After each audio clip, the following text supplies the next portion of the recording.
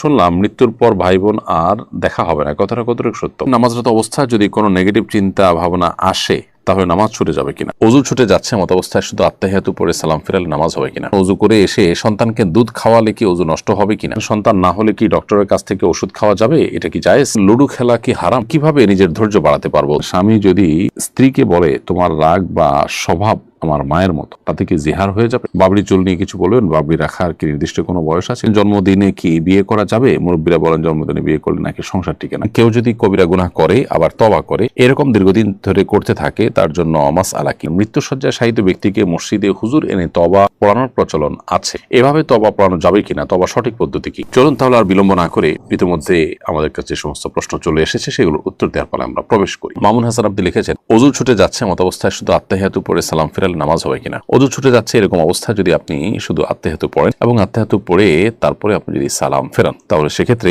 নামাজ হয়ে যাবে। কারণ দুরুদ এবং দোয়া মাসুরা বিশুদ্ধ মত অনুযায়ী এটা ওয়াজিব নয়, যার কারণে আত্তাহিয়াতু পড়ে আপনি সালাম ফিরে তারপরে আপনার প্রয়োজন আপনি পূরণ করলেন, সেটি জায়েজ আছে। মাই ড্রিম আইডি থেকে আপনি লিখেছেন, অজু করে এসে সন্তানকে দুধ খাওয়ালে কি অজু নষ্ট হবে কিনা? অজু দুধ পান করানোর কারণে নষ্ট হবে না, কারণ অজু ভঙ্গের বিষয়টি আমাদের শরীর থেকে পবিত্র কোনো বিষয় বের হওয়ার সাথে সম্পৃক্ত। তো মা যখন সন্তানকে দুধ খাওয়ান তখন সেই দুধটা কোনো নাপাক কোনো বিষয় না, বিধায় এ দুধ শরীর থেকে নির্গত হলো, সন্তান পান করলো, তার ফলে মায়ের অজু নষ্ট হওয়ার কোনো কারণ নেই। এস বাইজিদ এসকে আপনি লিখেছেন, যে ব্যক্তি দাড়ি রাখে না তাকে কি সালাম দেওয়া যাবে? দেখুন, যিনি দাড়ি রাখেন না তাকে সালাম দিতে কোনো অসুবিধা নেই। শরীয়ত আমাদেরকে বলে না যে দাড়ি বিশিষ্ট লোকদেরকে দেখে দেখে সালাম দাও। নবী সাল্লাল্লাহু আলাইহি ওয়াসাল্লাম বলেছেন, তুমি সালাম দাও যাকে চিনে তাকে, যাকে চেনো না তাকেও। এই জন্য সালাম আমরা সবাইকে দেওয়ার চেষ্টা করবো ইনশাআল্লাহ, যদি তিনি মুসলিম বলে মনে হয়। হ্যাঁ, কেউ মুসলিম অমুসলিম সন্দেহ হলো, মুসলিম জনপদে অবশ্য বেশিরভাগ মানুষ মুসলিম, যেখানে সেখানে আপনার সন্দেহ করার দরকার নেই। যেখানে অমুসলিম প্রধান সেখানে অবশ্য মুসলিম হওয়ার কোনো আলামত না থাকলে আপনি সালাম দেওয়া থেকে বিরত থাকবেন। এরপরে জাহানারা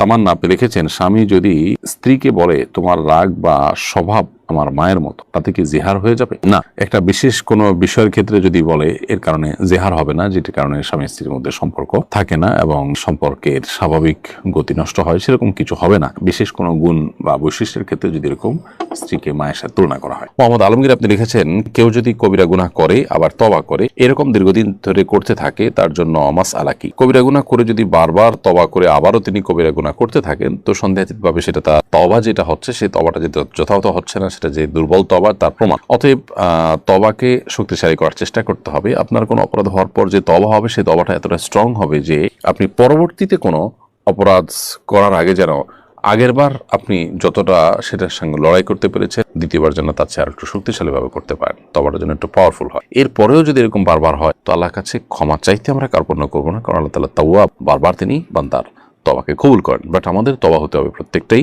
আগেরটার তুলনায় শক্তিশালী। মারিয়া ইসলাম আপনি লিখেছেন, সন্তান না হলে কি ডক্টরের কাছ থেকে ওষুধ খাওয়া যাবে? এটা কি জায়েজ? অবশ্যই সন্তান হওয়ার জন্য কোনো ঔষধ, কোনো চিকিৎসা আপনি সেবা গ্রহণ করতে পারেন, যদি শরিয়ার কোনো সীমা লঙ্ঘন হওয়ার মতো বিষয় সেখানে না থাকে, কোনো অসুবিধা নেই। তানহাত আবাসম লিখেছেন, লুডো খেলা কি হারাম? সরাসরি হারাম বলা হয়তো কঠিন হবে, কিন্তু মাকরুহ তাহরিমি থেকে অবশ্যই খালি না। একে তো অনর্থক কাজ, দ্বিতীয়ত যে সমস্ত খেলাধুলা শারীরিক কোনো কসরত নাই, এই সমস্ত খেলাধুলা আসলে কোনো মানুষের রিফ্রেশমেন্টও হয় না, মানুষ আরো বোর ফিল করে। সব মিলিয়ে শরিয়া যে সমস্ত খেলাকে অনুমোদন করেছে সেগুলোতে শারীরিক কসরত আছে, এটা তার মধ্যে পড়ে না, বিধায় দাবা ইত্যাদি সম্পর্কে শরীয়তে পরিষ্কারভাবে নিষেধাজ্ঞা আছে। এটা সেই ক্যাটাগরি খেলা হওয়ার কারণে এটাও নিষিদ্ধের আওতায় পড়বে এবং একজন মুসলমান সময় কাটানোর উদ্দেশ্যেও এটি করা উচিত হবে না। মোহাম্মদ বাবলু মিয়া আপনি লিখেছেন, হিংসা কিভাবে ছেড়ে দিব? যার ভেতরে বিন্দু পরিমাণ হিংসা রয়েছে সে তো জান্নাতে প্রবেশ করতে পারবে না, সুতরাং হিংসা কিভাবে ছাড়া যায়? ভাই বাবলু মিয়া, হিংসা ছাড়ার জন্য, যার প্রতি হিংসা হয় তার জন্য আপনি দোয়া করবেন, দেখবেন আপনার হিংসা কমে যাবে। আবার আল্লাহ রাব্বুল আলামিনের কাছে পানা চাইবেন, আল্লাহ যেন অন্তরকে,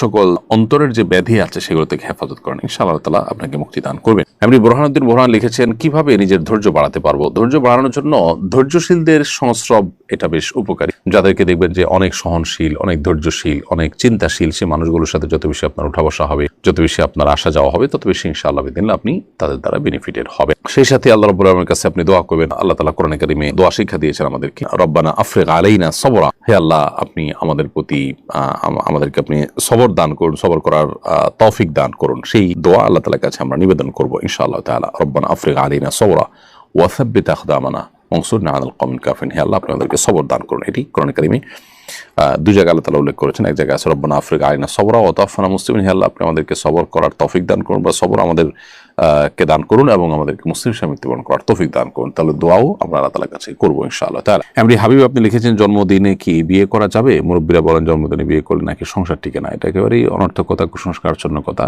যে কোনো দিন বিয়ে হতে পারে, জন্মদিনে বিয়ে হতে কোনো অসুবিধা নেই। মোহাম্মদ তাওহীদ লিখেছেন নামাজরত অবস্থা যদি কোনো নেগেটিভ চিন্তা ভাবনা আসে তাহলে নামাজ ছুটে যাবে কিনা। নেগেটিভ চিন্তা ভাবনা আসলে নামাজ ছুটে যাবে না, তবে আল্লাহর অস্তিত্ব সম্পর্কে বাজে চিন্তা যদি আসে সাথে সাথে সেটা আপনি ডাইভার্ট করে ভালো চিন্তায় রূপান্তর করার বা তওবা করার বা অন্য দিকে নিয়ে যাওয়ার চেষ্টা করবেন, কিন্তু এর কারণে নামাজ নষ্ট হবে না। আর ইচ্ছাকৃতভাবে এরকম চিন্তা যদি আপনি করেন সেটা গুনাহের কথা, কিন্তু সেটা নামাজ নষ্ট হওয়ার সম্পর্ক নেই। শারমিন সুলতান আপনি লিখেছেন আমার ননদরা আমাকে অপছন্দ করে, বদনাম করে ও ক্ষতি করার চেষ্টা করে। স্বামী সবসময় তাদের পক্ষ নেয়, আমার কথা বিশ্বাস করে না। শ্বশুর শাশুড়ি নেই, তাই স্বামী চায় আমি তাদের মন জয় করি, কিন্তু 8 বছরে তা সম্ভব হয়। এখন আমি যোগাযোগ কমিয়ে দিয়েছি, এদিকে আমি ভুল করছি।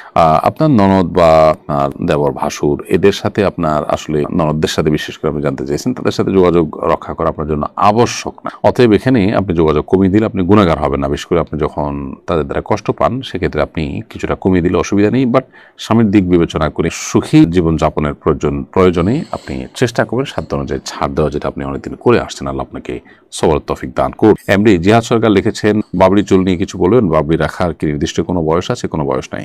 বাবরি চুল রাখতে পারেন আপনি, তবে সাধারণত প্রাপ্তবয়স্ক হওয়ার পরেই মানুষ বাবরি চুল রাখে, এবং যদি অপ্রাপ্তবয়স্ক বিশেষ করে শ্বশ্রবিহীন অবস্থায় বাবরি চুল রাখলে সেটি যদি কোনো কারণে ফিতনার আশঙ্কা হয় তাহলে সেটা অ্যাভয়েড করা দরকার। অবশ্য শরীয়ত আমাদেরকে কোনো বয়স ঠিক করে দেন যে এই বয়সের আগে রাখা যাবে না বা এই বয়সের পরেই রাখতে হবে, এমন কোনো বাধ্যবাধকতা শরীয়ত আমাদেরকে দিয়ে দেয়নি। আয়েশা সিদ্দিকা লিখেছেন ডাক্তারের সিরিয়াল তাড়াতাড়ি পাওয়ার জন্য কারো সুপারিশ নেওয়া যাবে কিনা। সিরিয়াল যখন করা হয় ফোনে বা আপনার অন্য কোনো উপায়ে যখন সিরিয়াল করা হয়, সেই সিরিয়ালকে আপনি সুপারিশের মাধ্যমে আগায় আনেন তাতে যদি অন্য কারোর অধিকার নষ্ট না হয় সেটা ঠিক আছে। কিন্তু ধরুন এক জায়গায় বসা আছে, সিরিয়াল ধরে অনেকক্ষণ ধরে মানুষ অপেক্ষা করছে, আপনি কোনো একটা মাধ্যমে শর্টকাট ওয়েতে চলে গেলেন, তাহলে অবশ্যই যারা দাঁড়িয়ে আছে তাদের হক নষ্ট করেছেন, এটা জায়েজ নয়। এক্ষেত্রে ডাক্তার সাহেব নিজে যদি আপনাকে কোনো ছাড় দেন বা রেসপেক্ট করেন, সেটাকে সাধারণত রোগীরা ভিন্ন চোখে দেখেন না, সেটা ভিন্ন বিষয়। তামজিদ ভিডিও আপনি আমাদের ইউটিউব চ্যানেলে লিখেছেন মৃত্যুসজ্জায় শায়িত ব্যক্তিকে মসজিদে হুজুর এনে তওবা পড়ানোর প্রচলন আছে, এভাবে তওবা পড়ানো যাবে কিনা, তওবা সঠিক পদ্ধতি কি? এর উত্তরে রাসূল করিম সাল্লাল্লাহু আলাইহি ওয়াসাল্লাম মৃত্যুসজ্জায় মানুষকে ইসলামের দাওয়াত দিয়েছেন, কুফর থেকে তওবা করার দাওয়াত দিয়েছেন। এটি নবী সাল্লাল্লাহু আলাইহি ওয়াসাল্লাম তার চাচা আবু তালেবের ক্ষেত্রে করেছেন, অন্য আরো অনেকের ক্ষেত্রে করেছেন। অতএব সেগুলো থেকে যদি তওবা করানো যায় তাহলে গুনাহের বিষয়টি তো অবশ্যই করানো যাবে। কোনো পাপাচার থেকে, অন্যায় কাজ থেকে কোনো ব্যক্তিকে মৃত্যুসজ্জায় তওবা পড়ানো যেতে পারে। তবে হ্যাঁ, একেবারে মৃত্যুর আলামত প্রকাশ পেয়েছে, সর্বশেষ পর্যায়ে চলে গেছে, এরকম পর্যায়ে আসলে আর তওবা গ্রহণযোগ্য হয় না, সেটি ভিন্ন বিষয়।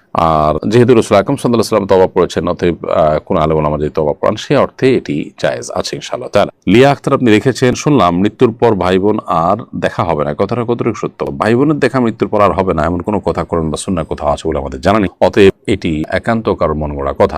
যদি ভাই বোন জান্নাতি হয়ে থাকেন তাদের সাথে সাক্ষাৎ হবে, কিয়ামতের ময়দানে সাক্ষাৎ হতে পারে। আল্লাহ তাআলা বলেছেন ইয়াউমা ইয়াফিরুল মারউ মিন আখিহি ওয়া উম্মিহি ওয়া আবিহি, মানুষ কিয়ামতের ময়দানে নিজের ভাইকে দেখে পলায়ন করবে, তাহলে যে দেখা হবে না এ কথা তো সঠিক নয়।